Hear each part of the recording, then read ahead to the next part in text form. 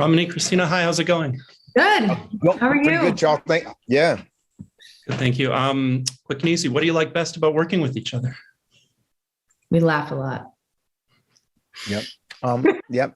I really admire Christina's talent. And so as a result of that, I always feel as though I'm never doing enough. And it just makes me want to be better. And I also just love I enjoy hanging out with Christina and hanging out with our entire cast, honestly. I have to address that. Thank you so much. I feel that I didn't know you felt that way in terms of like you're not doing enough, because that's how I feel. And I learn so much. No, 100%. It keeps me on my toes. And it inspires me to want to always grow and be better, like for sure. But it inspires me to think outside the box, because you're really good at that. And also like your comedy, like I learn timing and like, yeah, comedy from you. Thank you. Yeah, thank you. And one thing that I will say that I feel like you and I do that I love is that I met this director, Gary Marshall, and he said to me, Romany, the reason I wanted to see you is because I like that you understand that sometimes it's better to just earn the chuckle rather than force the laugh. Mm-hmm. And that really resonated with me, because when you're on a show like A Million Little Things, where you're expected to have like all this gravitas and you're expected to like, deliver these really, really, impactful scenes that can be painful and tough, tough to deal with. And then at the same time, tell a joke, right? If you don't find a grounded balance, that can come off so crazy campy. Mm-hmm. And Moses is really good at telling a joke, and you don't even realize the joke was told until you're laughing, which I love. Oh, thank you. Facts. Thank you. I appreciate that.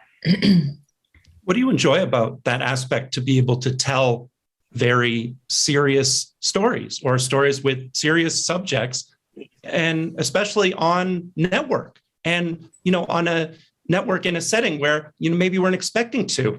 How have you enjoyed that aspect, and what have been some of your favorite stories to tell? Sure.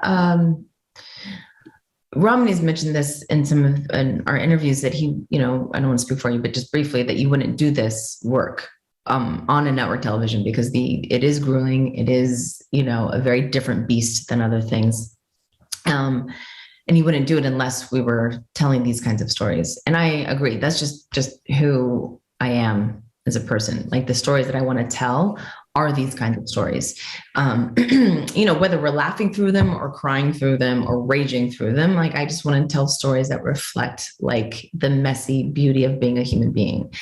And so I've wanted to be to play around in a dramedy for a long time and in an ensemble, and here I am doing it. So it's been a joy, and it's heavy, like there's times where I'm like, hey, I just need to, get this off for a minute. But it's fun to go deep like that. It is fun because you're excavating parts of yourself too, whether consciously or subconsciously, because everything passes through us as the actor. But yeah, because I get to learn so much about myself and the people that I'm working with and these characters.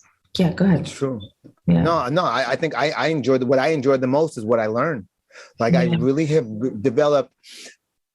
Hey, this is no lie. Like, we're uncovering mental health issues today, like right now in my own family, things that I don't think that we would have ever detected or been open to had it not been for this show. I've read so many books on depression, and, we have an autistic child, and because the autistic child pulls so much focus, he's 11 years old now. He pulls so much focus that we never really stopped to consider that maybe we should be evaluated for something. And so playing Rome, I've gotten, I've come a long way from being the 19-year-old who was like, man, we just got to snap out of it, to really understanding the difference between being genetically predisposed and understanding all the different things that could be contributing to mental illness, and understanding how many Black men I've grown up around who were dealing with depression that I was completely blind to. So for me, I am happiest when I'm learning. And this show is something that has done that for me. And, you know, I don't think that I was necessarily socialized in the best way growing up, but but this show was definitely helped to kind of refine the areas that my blind spots. So it was about just about a year ago, but 11 months ago, I was speaking to your colleague, to your fellow cast member Flo, who is joining your show for as a regular for the first time. And I'd asked her, because your show doesn't, not too many people join the cast, not too many people leave the cast, very, very tight group. She had said that a lot of it is about DJ knowing exactly who should be playing what and having a sixth sense about that. But I think it's actually something more. I think a lot of the idea of friendship extends off screen as well as on screen. It really is a million little things. What do you think is sort of that important aspect that everybody shares when making a show like this? Look, I'll tell you what, I'll just go from experience. I think 3 of the most impactful projects that I've ever been. Did I cut you off, Ms. Moses? No. You sure? I feel like 3, 4 of the most impactful projects I've ever been a part of, Weeds, 40-Year-Old Virgin, Think Like a Man, and now A Million Little Things. I personally believe that the thing that the commonality, the common denominator is that the cast were actually friends, actually kicked it, were always collaborative, and were always willing to help one another out, even if it were just, just come help me produce my podcast this week because my dude flaked on me. And then you got another cast member back there handling the buttons while dude is doing things. Whatever it was, and it's always been that. And this show, without a question, is that we actually have a genuine friendship. As I don't know if you heard it, but right as you came on, Moses was like, we're playing running charades at my house this time. This time, as in we recently played running charades at, and so to celebrate Miller's birthday. And, also it's interesting. You have COVID-19, it tends to pull us apart. COVID-19, we're probably the safest people in the city because we're tested 3, 4, 5 times a week.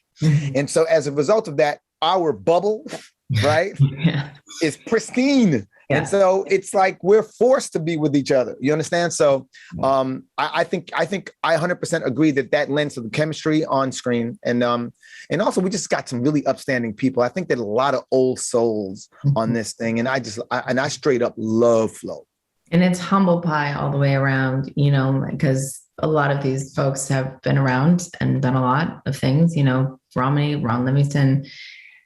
And it was like you would not have felt it. Because Hollywood breeds some particular people sometime, and we all felt like we were on equal playing field. We're just here to create. We're here to do a job that we actually really love and respect. And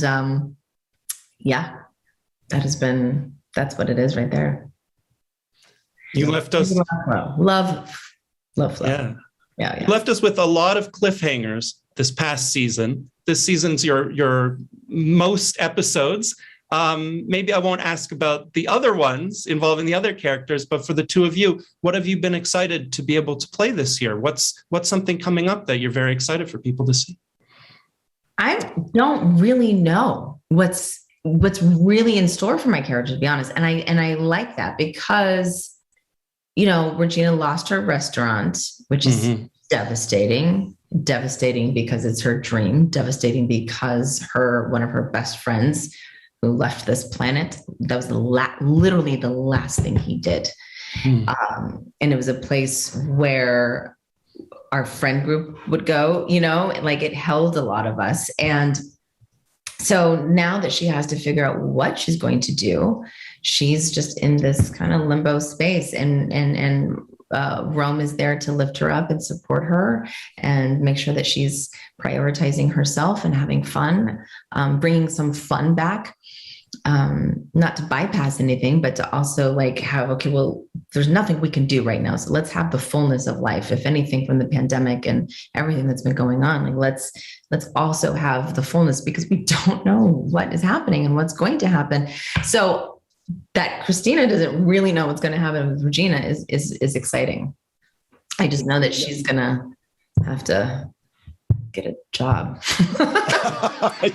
Listen, look, man, look, let's just talk about the universe of a million little things. All right. And you know, all the things in orbit, right? You've got your protectors, you've got your deflectors, you've got your reflectors, you know what I mean? And like, I think that when you look at everything that has happened in a nutshell, I feel as though part of this overall premise for the cliffhangers you were left with is that COVID-19 crushed a lot of dreams, right? And it has created interesting dynamics, how it separated us. And I think that a big part of what's going to happen this year, what it seems like is going to happen this year, is finding a way to bring us back together, you know, and even if under the most grueling circumstances. But also, I'm excited about what I'm starting to witness or experience is Rome's desire to not only protect his foster son, but Rome's deep need to protect his friends, to protect his wife, to protect his circle. Because with what we see, what this universe is observing is, it's like, oh, wow, if we don't keep one another, we won't have anything else. Mm-hmm. That's what COVID has presented to us. And so Rome is desperately trying to keep it all together because a part of him selfishly believes that he might end up on the wrong side of depression if he doesn't. But that's one of the things I remember. I went through like a bout of depression. This was a long time ago where it was just really strong and palpable. And I was trying to read and my spiritual practices weren't really, and I was, and what I kept reading over and over again, and talking to people that I trust and value, they were like, be of service. Like somehow, even if it's the tiniest thing, just do something to deflect the attention away from yourself. And it does begin to open up a lot more space and give you a little bit more leeway to deal with like what is going on. And so I think absolutely that's kind of what maybe Rome might be. I mean, I don't want to speak for your character, but it kind of feels that way. No, I think a lot of it is, I don't know if you've ever read the book, Viktor Frankl's Man's Search for Meaning, but he was a doctor who survived concentration camp. And his book, he was just very matter of fact, very observational without being judgmental. And one of the things that he found that helped people have hope for the future was finding ways to carry out acts of kindness. And I think that, like you said, I think you're right. Consciously or subconsciously, this has kind of always been who Gary has been in our friend circle. But right now, I feel as though, oddly enough, Rome might be the strongest, most, consistent pillar. Yeah. That's what I'm seeing. I could be wrong. That's what it feels like. Yeah, totally. Mm-hmm. So I want to say thank you. It's been such a pleasure to hear from you. Just wanted to say too, I think it's amazing the way that you have younger actors on your show and how you mentor them, bring them out, integrate them, treat them like adults, I think is so incredible and wonderful to see. They mentor us. Their work ethic is like, it's Lizzie true, man. runs like how many miles a day every morning? 3 to 5. I mean, just. And her level of preparation, you know what I call her? I straight up call her Lizzie Get Busy Green. That's what I call her. Yeah. They're awesome. Those two. Yeah, agreed, man. Kristen too. I mean, like, oh my gosh, that kid. Yeah. Yeah. So he got way too much soul for someone that young. But no, you're absolutely right. And listen, I just got to tell you, like in our industry, when we encounter kids, quite often because of what the industry exposes them to, they're just a lot more mature and very refreshing. Oh, Moses, are you okay there?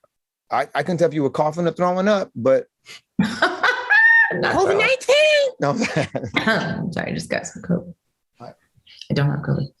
Yeah, but yeah, so in this industry, you tend to encounter really interesting kids because of what the industry exposes them to, and it's just a great opportunity to really learn from each other. Sometimes you're really surprised; they give you something. Like I just had my first biological child, who's now 7 months old, and I see qualities in Chance, I see qualities in Tristan, I see qualities in Lizzie that I want my little man to have. These kids are amazing. That's cool. Yeah. And congrats to that. Thank you so much. Really, really appreciate it. The best to both of you. Thank you. Thank you. Thank you. Take it easy.